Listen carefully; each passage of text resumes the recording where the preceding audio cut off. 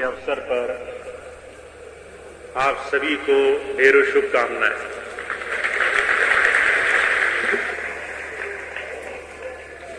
ये अवसर बहुत विशेष है, बहुत खास है कि हम अपने गुरु के जन्म दिवस को, उनकी याद को मना रहे हैं। दूर दूर से साध संगत आज यहां पर अपने स्वामी जी के जन्म दिवस को मनाने के लिए मौजूद है और अनेकों परेशानियों के बाद भी, हजार असुविधाओं के बाद भी आज जब मैं आप सबको देखता हूं, हर एक सत्संगी भाई बहन की भावना को महसूस करता हूं, तो ये बात समझ में आती है कि किस अथाह प्रेम से आप अपने गुरु की दया से जुड़े हुए हैं, उनकी याद से,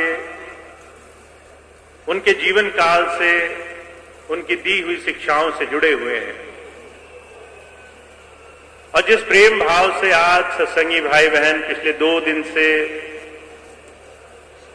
इस दिव्यानंद नगर में स्वामी जी के बनाए हुए इस आश्रम में लगातार सेवा कार्यों में लगे हैं, उसका बयान किया नहीं जा सकता।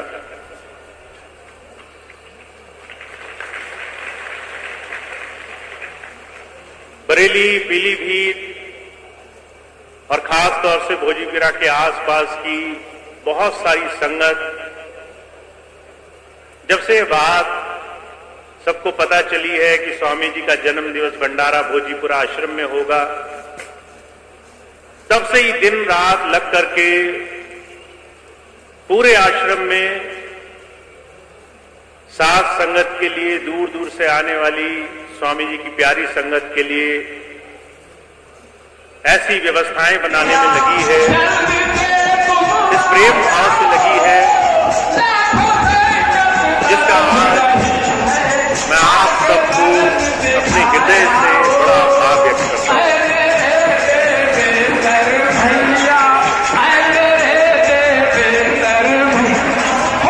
मेरा ये सब कहने के पीछे कारण क्या है?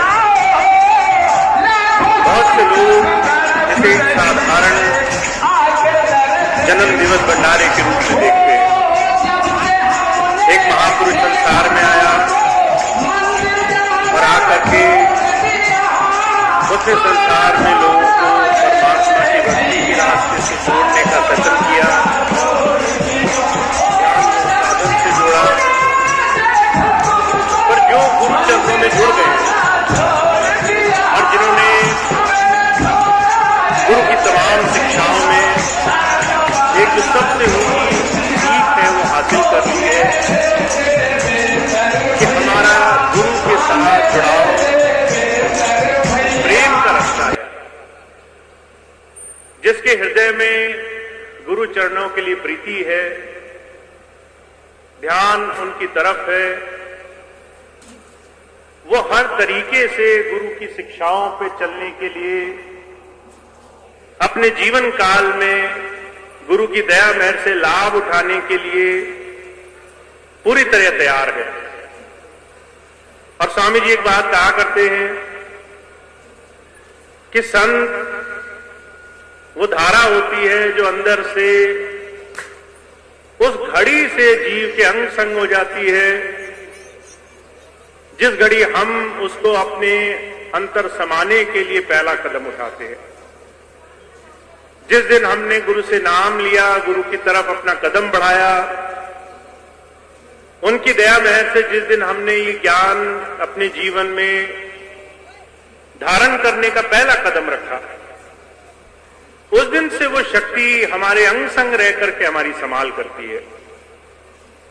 अब चाहे दुनिया गुरु को शरीर रूप में माने, बाहरी रूप में उसको खोजती फिरे, अलग अलग तरीके से उसे परखे तौले, हजार तरीके से उसका आकलन करे,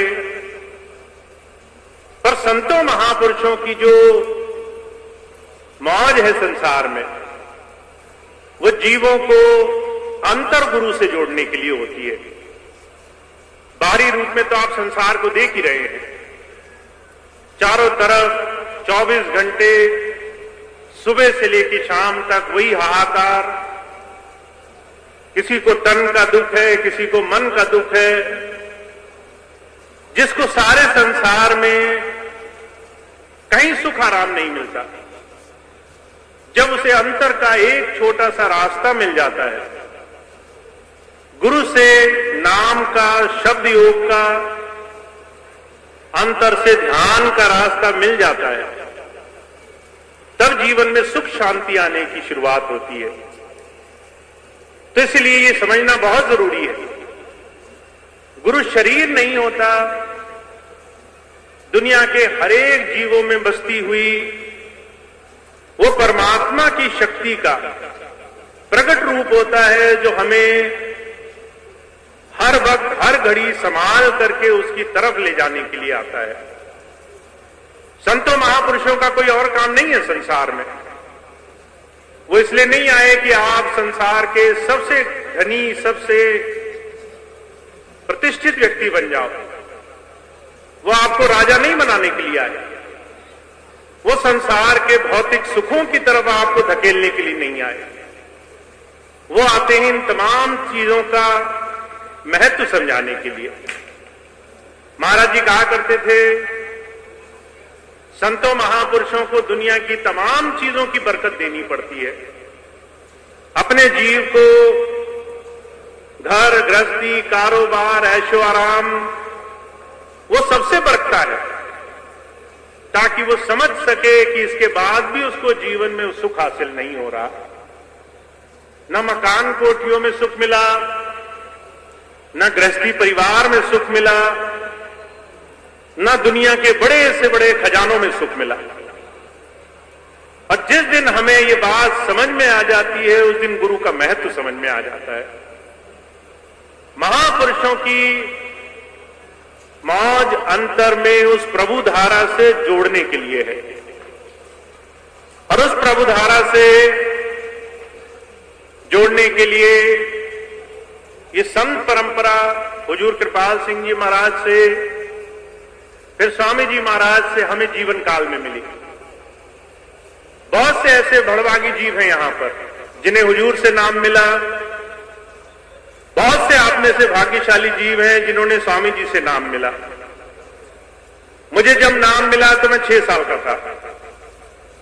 6 साल में किसी को ठीक से पढ़ना लिखना भी नहीं आता, किसी को समझना नहीं आता। स्वामी जी ने, किसी भाई ने बता दिया कि लड़का है, इसने नामदान जहां हो रहा था पीछे खड़े होकर सुन लिया मेरे बारे में। स्वामी जी कहने लगे अब तो उसका नाम मिलना जरूरी हो गया। कृपाल भवन में भंडारा था, उन दिनों ऊपर नाम हुआ करता था, 3री मंजिल पे। स्वामी जी वहां पर सबको बिठाकर नाम दे रहे थे, मेरे को भी नाम दे दिया। मैं 6 साल का था। अब 6 साल के बच्चे को आप विचार कर सकते हैं और अपनी स्थिति देखकर सोच सकते हैं, जब हमें इतनी बड़ी उम्र में ध्यान लगने की शिकायत होती है, भजन सिमरन नहीं होने की शिकायत होती है, तो 6 साल के बच्चे को क्या अनुभव होता होगा। पर उसके बावजूद भी गुरु के सानिध्य से, स्वामी जी की नजदीकी से, आश्रम में रहते रहते बहुत सी चीजों में यह बात में समझ में आई कि गुरु एक प्रभु सत्ता सिर्फ नाम के जरिए काम नहीं करती। अगर किसी को नाम मिल जाए और उसी से उसको अंतर में प्रभु के दर्शन हो जाएं, तो नाम तो किताबों में लिखे पड़े हैं। आप वेदों को उठाकर पढ़ो, शास्त्रों को उठाकर देखो, यही नाम लिखे हुए मिल जाएंगे कहीं ना कहीं। नाम में, सिर्फ शब्दी नाम में वो ताकत नहीं होती। जब गुरु अपनी नजदीकी से, अपनी मौज से दिन दिन हमें जीवन में तैयार करता है, कभी कहता है सेवा करो, कभी कहता है वो दूसरे काम करो, कई बार हमें नहीं समझ में आता है कि तमाम कामों से हमें होना क्या है। घंटों खड़े रहो, इंतजार करो। बहुत से भाई ऐसे हैं धूप में घंटों घंटों लगे सेवा करते हैं। बहुत से भाई ऐसे हैं बहुत देर तक सेवा लग करके तैयार करते हैं कि यहां ये काम होगा, वो काम होगा, पर कहीं न कहीं तमाम साधनों से वो प्रभु शक्ति कैसे हमारे जीवन में हमें समर्पण भाव में लाती हम समझ नहीं पाते। अभी सितंबर का भंडारा संडीला संत कृपाल नगर में होने का तय हुआ था। एक समय आया, व्यवस्था नहीं बनी, तो सोचा गया कि भंडारा कहां हो। बहुत से भाई बहनों ने प्रयास किया, लखनऊ में बहुत खोजा कि कोई जगह मिल जाए, कोई स्थान मिल जाए। बहुत सारे भाई बहन व्यवस्था में भी लगे। फिर धीरे धीरे भंडारा टलते टलते भोजीपुरा आश्रम में आ गया। अब जब ये भंडारा लखनऊ में नहीं हुआ तो कुछ भाई बहनों के मन में परेशानी हुई कि हमने तो बहुत मेहनत करी, सब ढूंढा, पर ये तमाम साधन जिसका कोई अर्थ हमें नहीं समझ में आता। बहुत सी ऐसी व्यवस्थाएं जिसमें हमें नहीं समझ में आता इसका लाभ क्या है। बहुत से ऐसे सेवा काम जो हमें निरर्थक मालूम पड़ते हैं। ऐसी तमाम चीजों से गुरु हमारे मन को नापने के लिए आता है, हमें रोज आईना दिखाने के लिए आता है। हम कहां खड़े हैं, हमें कहां तक जाना है। हमें अपने जीवन में जो पाना है वो उपलब्धि अपने जीवन की इन तमाम छोटी छोटी तमाम विकार, तमाम ऊंच नीच की बातों को गुरु की सेवा से निकालते निकालते जीवन में बनती है। तो जब संत आते अपने सानिध्य से, अपने साथ से, अपनी सेवा से, सत्संग से जीवन में हमें तैयार करते हैं कि हम वो नाम की कमाई कर सकें। नाम की कमाई में अपने आप को ऊपर विकास की तरफ ले जाने वाले बने।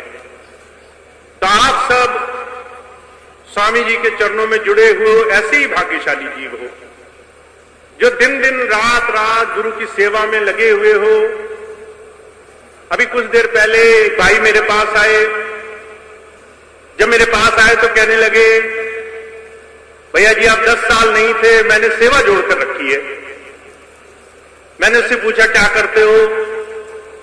कहने लगे रोज मजदूरी करता हूं।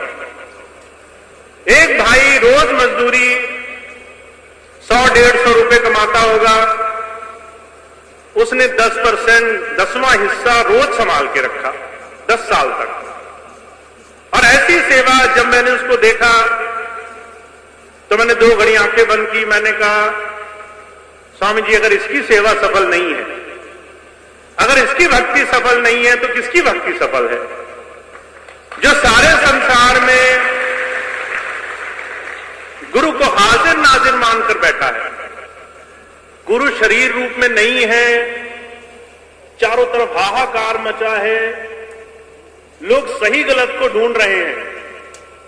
उन्हीं में एक गुरु प्यारा ऐसा है जो गुरु की बात पर चुपचाप चले जा रहा है। महाराज जी कहा करते थे, कई बार खरगोश की दौड़ वो कछुए के रेंगने से पीछे रह जाती है।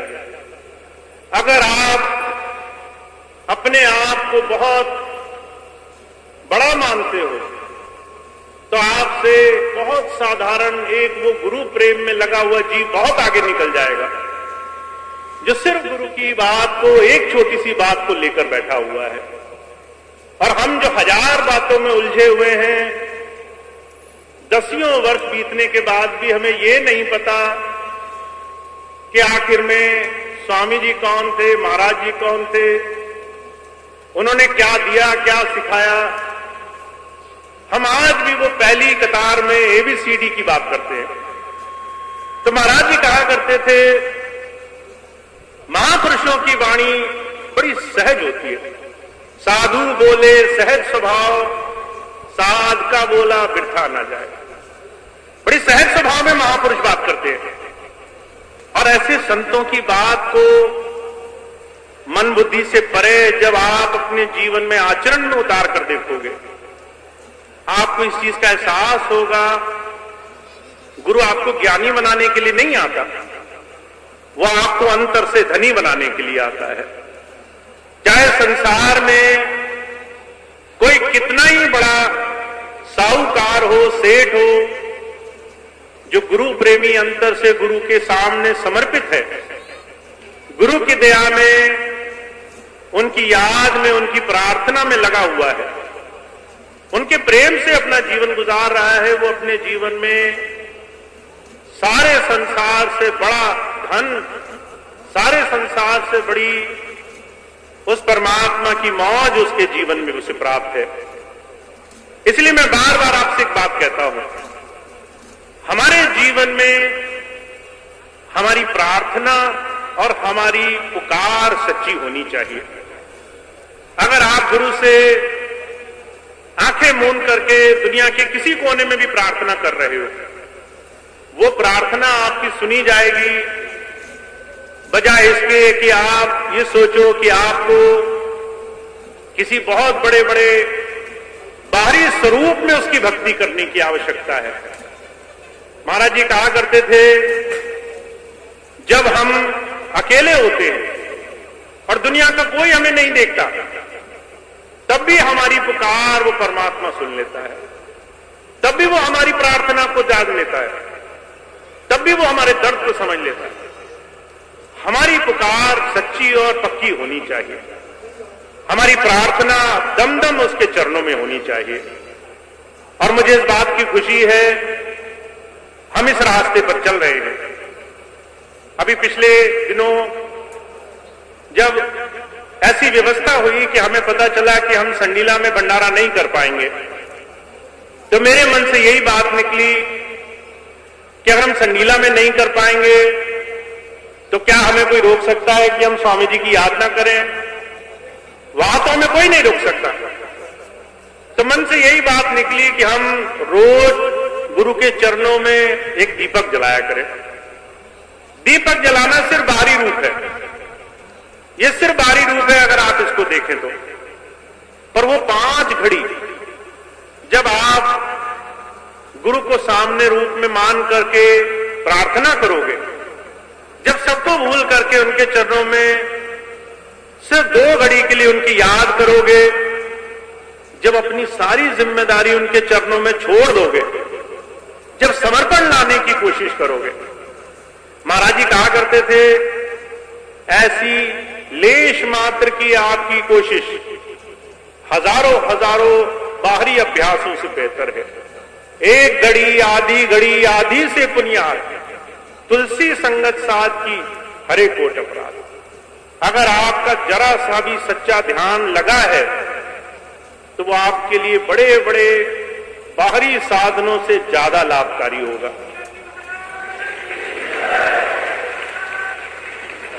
तो आपको मैं बहुत अपने जीवन में भाग्यशाली मानता हूं। मैं सच बताऊं तो कारण क्या है, स्वामी जी ने और महाराज जी ने जो भी व्यवस्था रही हो, पर पिछले 10-12 सालों में संगत की बहुत परीक्षा हुई है, बहुत परेशानी से, बहुत तकलीफों से, बहुत समस्याओं से होकर गुजरना पड़ा है। पर ऐसी तमाम स्थिति में भी आप सब लोग आज यहां पर बिना किसी व्यवस्था के, बिना किसी सुख आराम के, बिना किसी बाहरी चीजों का ख्याल किए, सिर्फ स्वामी जी की याद में पल भर के लिए बैठने के लिए आ गए हो।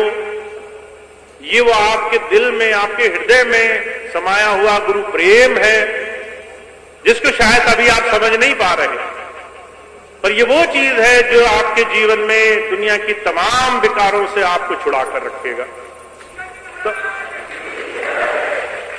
तो आप सभी भाई बहन, मैं आपको आज 2 चीजें बताने वाला हूं। पहली चीज ये, जिसे गुरु चरणों में स्थान मिल गया है उसको निर्भय रहना है। अब आपको दुनिया का किसी चीज का डर नहीं होना चाहिए। महाराज जी कहा करते थे कि जिसके सिर ऊपर तू स्वामी सो दुख कैसा पावे, काल महाकाल भी उसका कुछ नहीं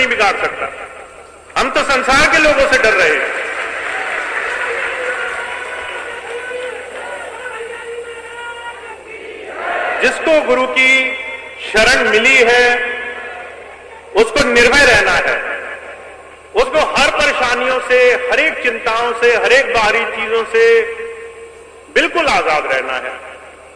महाराज जी एक छोटी सी मिसाल समझाया करते थे। कहते थे कि माता होती है, जब उसका छोटा सा अबोध बालक होता है जिसको सिर्फ माता समझ में आती है, तो बच्चा ये सोचता है मेरी माता मेरा सब कुछ है। मैं अगर दुनिया के सबसे बड़े या सबसे बुरे आदमी से भी लड़ जाऊंगा तो मेरी माता उसे हरा देगी, और वो जाकर किसी से भी भिड़ जाता है, वो छोटा सा बच्चा। महाराज जी कहा करते थे उसके विश्वास को, उस बच्चे के विश्वास को अपना विश्वास बनाओ। ऐसा विश्वास उस प्रभु सत्ता पर, उस गुरु सत्ता पर बना के रखो कि तुम्हारा कोई बाल भी बांका नहीं कर सकता। लोग तुम्हारे सामने आकर तुम्हें डराएं, तुम्हारा बुरा हो जाएगा। लोग आकर तुम्हें यह बोलें कि तुमने ये नहीं किया तो तुम्हारा नाश हो जाएगा। कोई तुम्हें किसी और तरीके से संकट का हवाला दे। दुनिया की जितनी भी चीजें आप सोचते हो, कोई भूत प्रेत बोले, कोई दूसरी व्यक्ति परेशानी बताए, आपको निर्भय रहना है, क्योंकि गुरु की दया से आप ऐसी धारा से जुड़े हो, ऐसी समझ धारा से जुड़े हो जिसकी हर एक बात गुरु के साथ के होके जानी है। अगर कोई आपके ऊपर कोई कर्म में आएगा तो गुरु उसको पहले नाप तौल करके जितना जरूरी है उतना ही हमारे जीवन में हमें देगा। जितना काटना जरूरी है और हम काट सकते हैं। तो आपको निर्भय रहना है, आपको किसी चीज की चिंता नहीं करनी। दूसरी चीज ये कि जिसे पूरे गुरु से नाम मिला है उसे जीते जी उस प्रभु से जुड़ने का साधन गुरु की दया से मिला हुआ है। आपको यह नहीं सोचना कि आपके करने से कोई काम चलेगा। महाराज जी कहा करते थे एक बात, एक आदमी था, घर से आया, बहुत सारा बोझा उठा के आया, ट्रेन में बैठ गया। जब ट्रेन में बैठा तो अपना बोझा सर से नहीं उतार रहा था। किसी ने पूछा, भाई अब तो ट्रेन में बैठ गए, अब तो अपना सामान नीचे रख दो। कहने लगा सामान रख दिया, अब तो ट्रेन धीरे चलेगी, ट्रेन पहुंचेगी नहीं टाइम पे, इसलिए अपना बोझा अपने सर पे उठा के रखा हूं। महाराज जी कहा करते थे, अरे भाई ट्रेन तुम्हें भी ले जाने वाली है, तुम्हारे सामान को भी ले जाने वाली है। अब ये तुम्हें सोचना है, तुम अपना बोझा अपने सर पर लेकर जाना चाहते हो या निश्चिंत होकर के गुरु की दया में पे अपनी सारी चिंताएं उसके ऊपर छोड़ देना चाहते हो। मर्जी आपकी है। आप चाहो सारे जीवन चिंता में पड़े रहो, बार बार आकर स्वामी जी को या फिर मेरे पास आकर बार बार कहो कि हम बड़े परेशान हैं क्योंकि हमें ये परेशानी है, वो परेशानी है। स्वामी जी कहा करते थे, जिस वक्त कोई मुझे अपने दिल का हाल लिखता है मैं उसी वक्त वो चीज पढ़ लेता हूं। तुम लिखकर भेजो, मुझ तक पहुंचे, ये बात बहुत दूर की है। जब वो हमारे मन की जानता है, जब वो हमारे जीवन की हर एक चीज को हमसे पहले समझता है, जब वो हमारे सारे जीवन के भार को अपने ऊपर उठा के बैठा है, उसके बाद अगर हमें फिर भी चिंता रहे तो ये हमारे जीवन में हमें सिर्फ और सिर्फ कष्ट पहुंचाती है।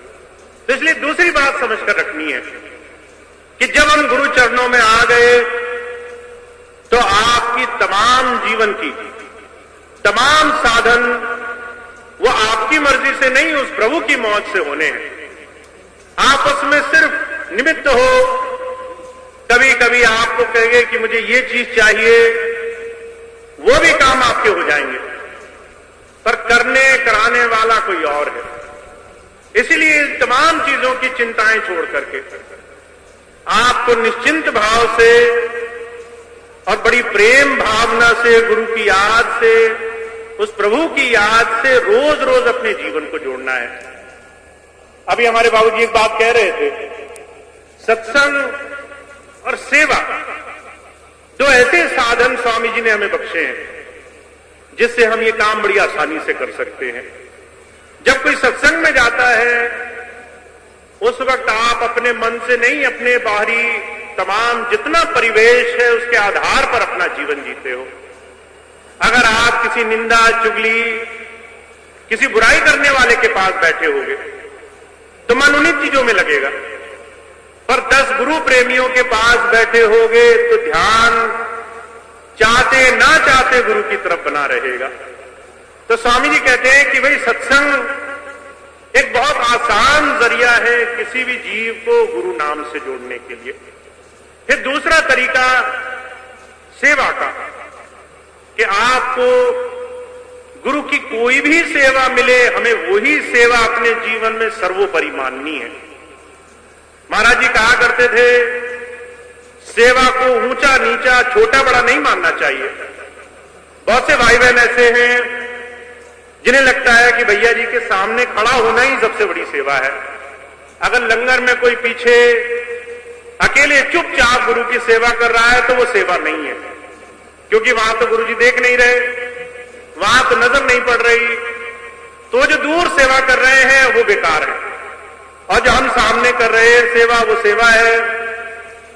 पर एक बात ध्यान रखिए, जो दूर बैठकर गुरु की याद में लगा है उसे लाभ ज्यादा मिलेगा। जो सिर्फ एक ही सेवा का लालची है कि मान बढ़ाई रहे, सामने बैठा रहना पड़े, वो सेवा माफ करना गुरु भी समझता है और उसका लाभ भी हमारे मन मुताबिक देता है। तो बहुत से भाई बहन ऐसे हैं, मैं अनुरोध यही करूंगा, सेवा को समर्पण भाव से जीवन में अपना लिया जाए, कोई भी सेवा हो, क्योंकि जहां भी हम उसको याद करते हैं, उसको याद करके थोड़ा सा वक्त गुजारते हैं, उसके ध्यान में अपना जीवन लगाते हैं, वहां हमारा जीवन गुरु की हर एक छोटी सी छोटी धारा से जुड़ने लग जाता है। तो आप सब बड़े भाग्यशाली हैं, स्वामी जी महाराज के चरणों में जुड़े हुए हैं, और स्वामी जी की दया से आगे सत्संग और सेवा के आपको अवसर मिलने हैं। बहुत सारे जीवन में गुरु की दया से ऐसे ऐसे काम आपके जीवन में होने हैं जिससे आप आने वाले तमाम जीवन में सबके लिए उदाहरण बनोगे। अभी आप इस बात को नहीं देख पा रहे, पर बहुत से ऐसे लोग हैं जो आपको देख करके खुद हिम्मत बना करके गुरु के चरणों में सेवा करने के लिए आया करेंगे।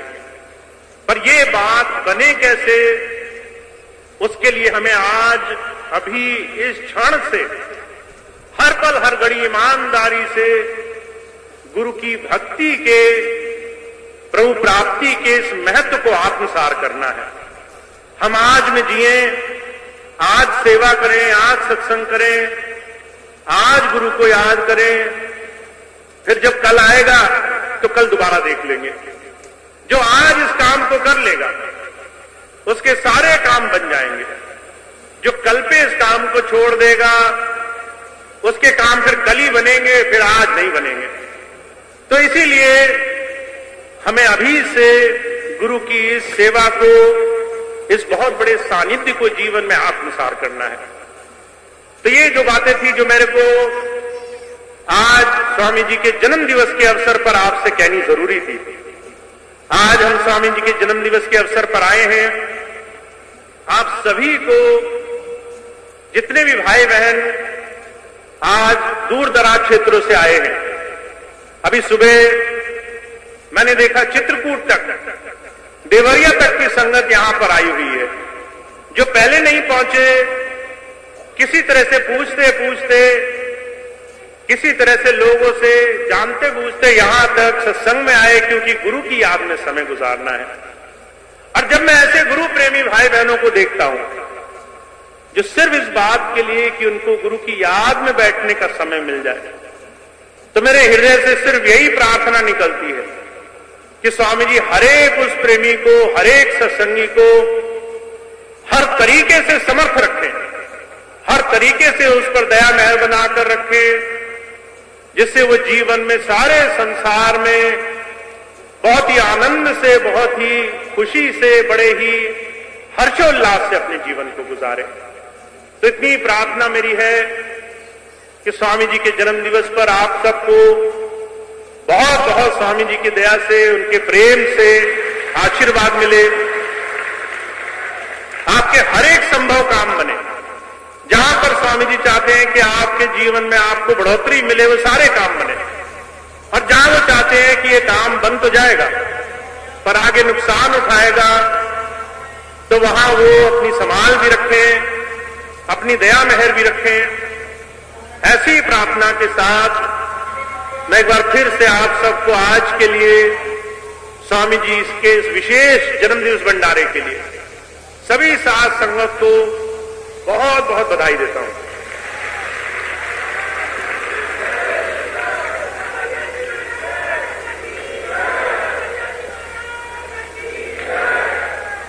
अब आज ये प्रोग्राम इसी बात के साथ समाप्त होगा और इसके बाद सभी भाई बहन जो 2-3